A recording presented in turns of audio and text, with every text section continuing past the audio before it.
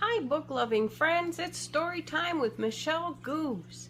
Today, we're going to read The Paper Bird by Lisa Anchin, or Anchin.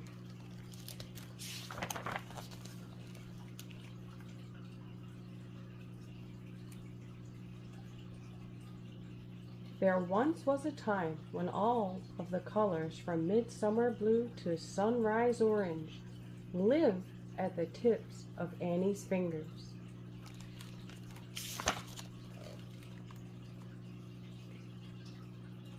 They came whenever she called and arrived in brilliant flashes of joy, singing and dancing across the page. Then, on a Wednesday like any other, something changed.